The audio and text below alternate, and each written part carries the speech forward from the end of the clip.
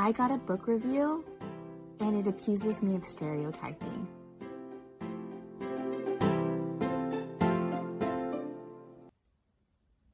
First off, let me introduce myself. I'm Leela. I'm a cartoonist, and I recently wrote and drew this upcoming book called The Spirit of Santa, a book for big kids. So let me read the review that I got. The Spirit of Santa by Leela Lee, an illustrated book for young readers about the magic of Santa Claus. A group of young girls learn the truth about Santa in this holiday-themed book. Readers meet Kim, Deborah, Maria, Wanda, and Zyla as they prepare for various celebrations in December. Deborah plans for Hanukkah, Maria makes tamales, Kim unearths her mother's Christmas decorations, Wanda gathers her Kwanzaa kinara and candles, and Zyla counts down to the winter solstice. Despite their different traditions, all the girls are eager to write letters to Santa. Suddenly, Kim's older sister breaks the news that Santa isn't real. The shocked girls realize the adults in their lives have been lying to them. The group heads to the mall to disseminate this devastating information, with kids waiting in line to visit Santa. There, an elderly woman shares the story of St. Nicholas, a devout 4th century Christian who used his inheritance to help those in need. After St. Nicholas's death on December 6th, people gave one another gifts to honor his generosity. His story was shared all over the world and evolved into what people now know as Santa Claus. We are the spirit of Santa, the old woman concludes. Adults keep the spirit of Santa alive for their children until they are old enough to know it is their turn to be Santas for others. The girls embrace this idea and brainstorm how they can become Santas. They decide to craft handmade gifts for their loved ones. Lee's cartoon-style illustrations are colorful, bold, and expressive. The author also describes holiday traditions like the meaning of Kwanzaa candles in a clear way that young readers will comprehend. Some quips might confuse young readers. However, like when Wanda confronts her parents about Santa, they reply, "Honey, it's time we talk about fat old white men and the narrative of their benevolence." While Lee centers diversity in the book, she also falls prey to stereotypes. Kim, who appears to be Asian, receives a math book every Christmas, and her father speaks broken English. It's also unclear why children who celebrate Hanukkah and Kwanzaa are so fixated on Santa-related and Christian-adjacent mythology. The message of generosity, however, is clearly and warmly conveyed.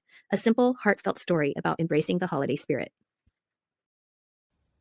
So maybe I'm just doing what all humans do, is like fixating on the critical part of an otherwise nice review.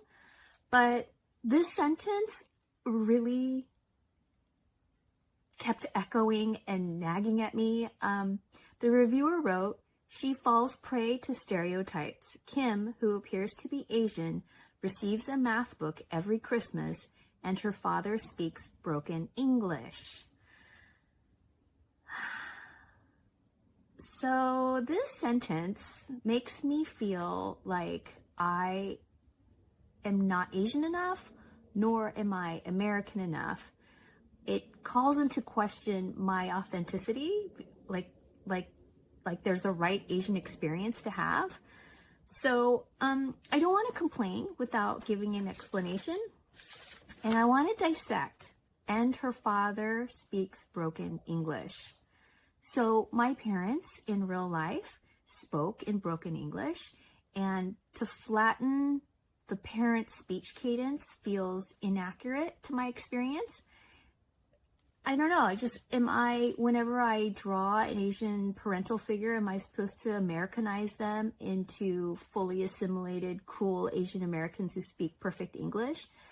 While there are people that are like that, there are also people who are not perfect, and I feel that they deserve representation too. So in the book, there's her mom, Kim and her mom. So Kim speaks perfect English and her mom speaks in broken English. So both of those experiences are portrayed. So like, I don't know, my parents are first generation Korean immigrants, and most other first generation immigrants don't speak perfect English. They usually speak with an accent. So why is it then when we're portraying our parental figures who are first generation that we have to make them perfect? So I don't know, I've seen this a lot in a lot of Asian American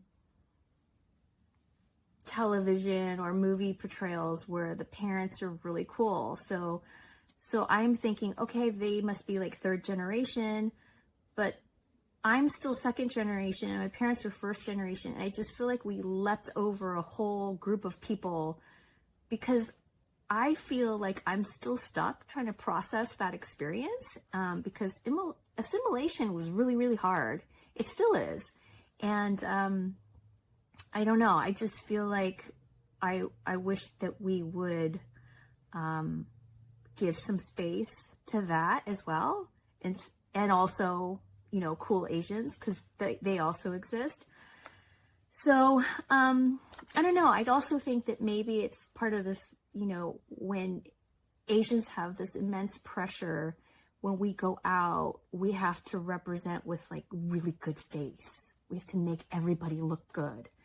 And I just feel like maybe that's the reason why a lot of Asian American portrayals are so already assimilated. Whereas like, I feel like I'm still stuck. And it just, I don't know, it just makes me feel really like maybe I'm the only person who had this experience. It just feels very isolating is how I would, I guess, express that. So I don't want to complain without giving a solution. So I think what needs to happen is that there needs to be more portrayals of real Asians, awkward, painful, just weird, and also normal, so that we have this dimensional sort of like identity, and it's not just one or the other. So anyway, that's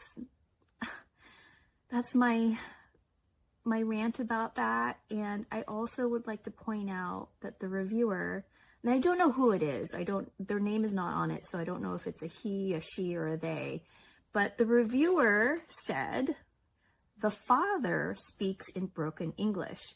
So the father never appears in the book. It's only the mother. And she has short curly hair because my mother had that Ajuma hairstyle.